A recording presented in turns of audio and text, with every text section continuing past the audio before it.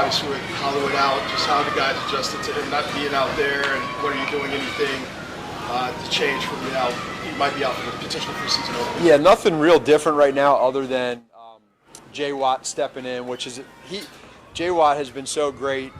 He's invaluable in the fact of just understanding every spot. So for him to kind of know this offense, where he's at, steps right on in. We changed the name of the personnel, per se, and the guys just keep rolling. But they're doing a good job, and I think it's one of those deals they just got to know. And it's next man up mentality, and we want Hollywood to get back as soon as he can, but we got to keep rolling, and we got the guys to do it. Who's that? Yeah. He's been progressively getting better and better by the day, and then you saw that with some of the runs he had. We're staying on top of these guys, making sure that they're good with the details, with footwork, understanding assignments, where they're at. But he's what I like about him is right now he's doing a lot of good things and being in the right spot at the right time, and you can trust him. Are there specific areas where you feel like Xavier Worthy has made progress since you guys came out here?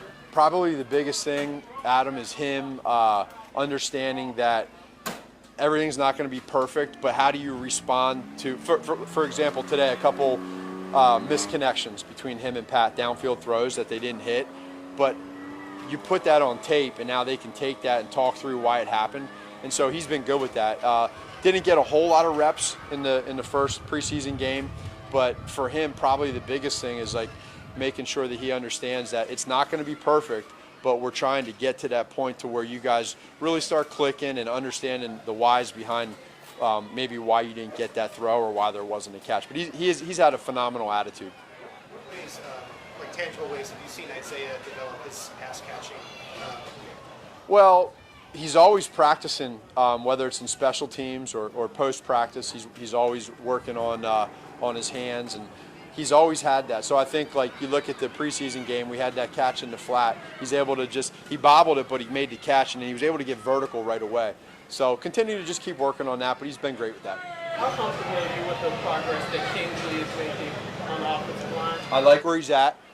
It's going to be growth with him every day. Being able to get some pads, put the lights on, and let him get some reps like we had last week in the preseason game, it's only going to make him better.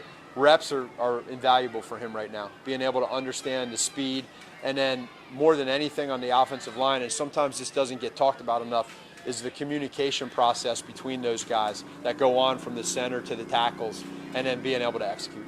You mentioned Pat working on the depth of the dropbacks. Just how have you seen the progress there as we've done? With his depth, he's been fine. The apex of understanding rushers, guys getting upfield. Again, even with a new guy like Kingsley coming in, understanding the speed off the edge and knowing that you have a friendly quarterback that's going to push up in the pocket and make plays when he needs to. But he's always staying aware of where he's at. What do you need to step up with Hollywood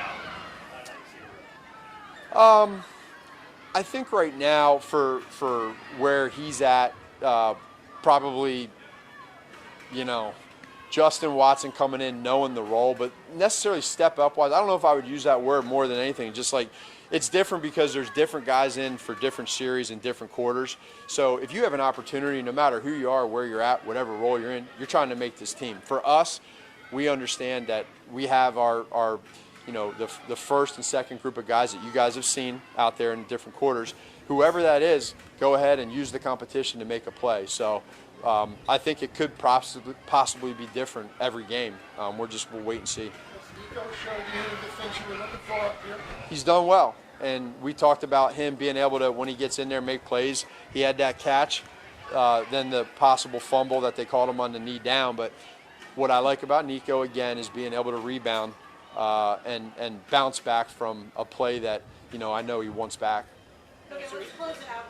Go ahead. Just anything you want to see emphasize more game 1 to game 2? Probably more than anything, and it's very natural, is we had some mental errors from the group. You can't necessarily always see it in the newspaper with the stats. It's typical to have that. So let's reduce that. And you guys have heard me say we're looking for the guys that don't make the same mistake twice. So when you have a second game, you can evaluate that. one, Alex Smith out here, just the conversation with him being out here, and then two, just two guys, Justin Ross, Kadarius Toney, what you've seen. So first of all, it's been phenomenal seeing Alex. I was able to see him at the Super Bowl. Such a, just a rare person of who he is, of just not the player, we know him, but as a person as well and what he's been through. So it's always great to see him back out here. That's fun. And then those other guys, who were the two guys you said, Kadarius and who else? Justin Ross. Yeah, Justin's making plays. He's out there. He made a great catch there down the sideline. Again, just continuing to grow, not make the same mistake twice for Justin. I love his attitude. He's been very involved and really enjoying his process. And then Kadarius, again, same thing. It's just making sure he's just got to get healthy and get out there so that we can, see him and see the reps. Matt, have you learned anything in this camp, just seeing Travis Kelce day to day, just how he's trying to, obviously grow within the offense and help everybody else? He's still doing everything he's done with the routes. What I always like in the last 3 years now, me being back here, is just seeing his continual growth as a leader and a mentor and a conduit of us coaches to the young guys and players. You get to this part of camp right now, it can be a little bit grueling. You can get a little bit of that I feel sorry for myself mode. He doesn't let that happen.